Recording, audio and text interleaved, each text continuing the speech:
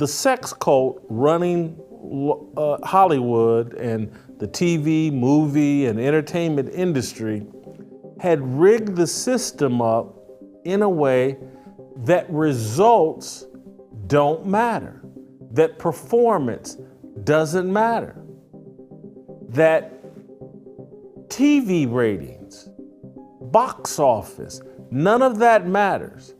The only thing that matters is, are you a member of the cult? Are you willing to sell the occult's agenda and narrative? And so there used to be a way to protect yourself in Hollywood and in all industries with your performance, with the results that you produced. We no longer live in a competitive society. The meritocracy has been outlawed and results don't matter. Jason Whitlock is taking big chances out there taking shots at the woke mob, but he's absolutely right. We've turned into a country that applauds mediocrity and celebrates failure. Megan Rapinoe led the USWNT to abject failure, and even our president is giving her his applause. The concept of meritorious performance in this country is dying, if not already dead. Just like with just about everything else in the United States, the concept of domination, of being the best, of being exceptional, is being diminished all over. And we are becoming a laughingstock on the international stage. This team was applauded for being mediocre, and they've also become somewhat irrelevant. But the saddest part is that they are being applauded for that irrelevance. Here's what Joe Biden, or somebody on his behalf, posted on Twitter. USWNT, you've made your country proud. Seriously? How are we proud of being tossed out of the World Cup? We had 3 games where you didn't even score a goal, but somehow we're proud of that. Congratulations on an incredible run. What's so incredulous about not scoring and then exiting in the round of 16? This team is something special. To who? Who is this special to? Who is mediocrity and irrelevance special to? And I'm looking forward to seeing how you continue to inspire Americans. Huh? We know this guy is pretty much tone deaf. I won't go much further than that right now. But who in America is inspired by a team that doesn't even score and gets bounced out in the round of 16? I have no idea who would be inspired by that. But maybe he's going to give us an indication as he finishes this tweet. I'm looking forward to seeing how you continue to inspire Americans with your grit and determination. And here we go, on and off the field. He made a point to say on and off the field. To Joe Biden and his merry band of woke nuts, your activism off the field is as important as your performance on it. That's completely bonkers. Former men's star and a commentator on Fox Sports for soccer, Alexi Lawless, said this: "Don't kill the messenger. This soccer team is polarizing. Politics, causes, stances, and behavior have made this team unlikable to a portion of America." I would change that, Alexi. I would make it say unlikable to a huge portion of America.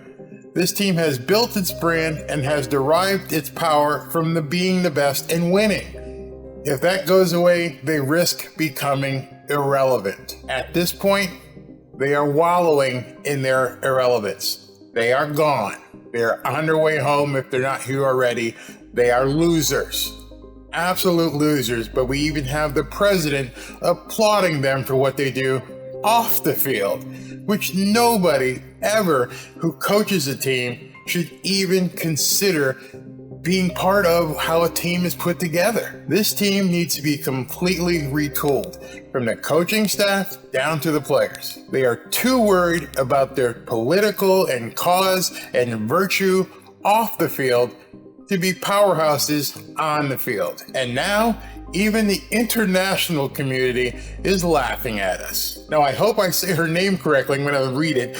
Check out what Lineth Bernstein of the Netherlands had to say about the U.S. national women's team being bounced out of the World Cup. Here's what she said about the American team, and I highlighted a couple of paragraphs in the article for us to go over. World Cup rival mocks USWNT, big mouths in quotation, for their early exit. So let me go down to a couple of those paragraphs. Berenstein, whose team is one of the 8 quarterfinalists left in the Women's World Cup, she's still playing, while Megan Rapinoe is home, called out the USWNT on Thursday, saying she hopes the players will learn a valuable lesson from the earliest exit in World Cup history.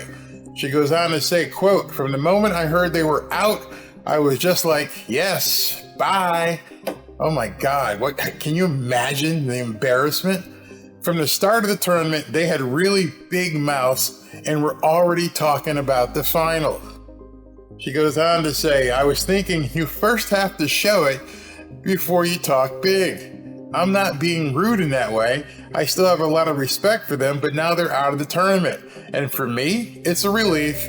And for them, it's something they will have to take with them in the future. Don't start to talk about something that is far away. I hope they will learn from that." You learn that as a young athlete. You don't run your mouth. Hopefully you never run it at all. But if you do run your mouth, you have to have the goods to back it up. You got to look at the scoreboard and say, hey, now's not the time.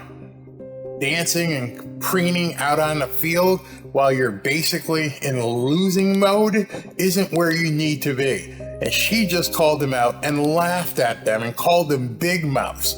That would be enough for me if I was the head of the soccer federation to clean house. The entire team, you got to all try out again, and I need new coaches. I'm not going through this again. Get rid of these virtue signaling punks and get some players out there who respect why they're there. And that's because there are a lot of talented athletes in America, male and female.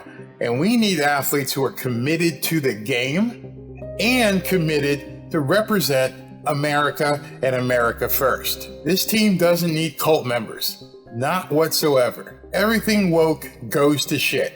Period. I'm sure you've heard that and we've seen it recently. We have to get back to a system where merit and meritorious performance is the standard. We need to have athletes on the team who are judged by their performance on the field, for their prowess in the games, not what they do off the field. We don't need and we should never allow individualists, people who are activists, people who want to be part of the woke movement.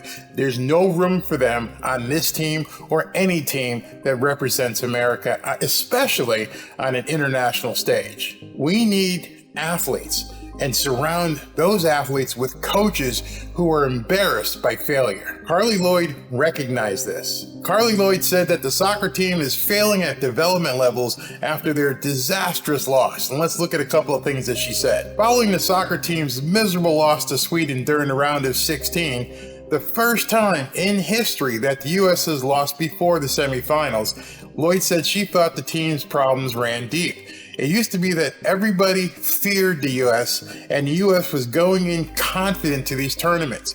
But I think when you win, it's easy to get comfortable.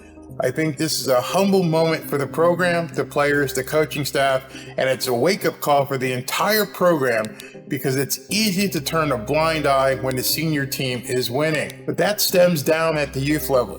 The last time there was a Youth World Cup Championship was in 2012. She continues, and she says, so we are failing at the under 17 level, we are failing at the under 20 level, and it has to be a priority to develop players to get them fit again, as if perhaps they weren't fit, they weren't even in shape for the tournament.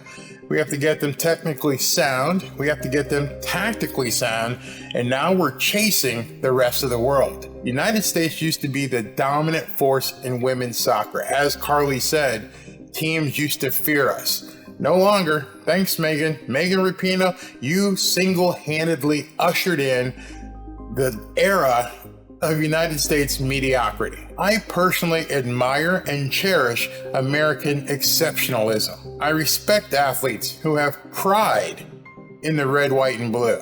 Everything else, please keep to yourself. I don't need to know who you sleep with.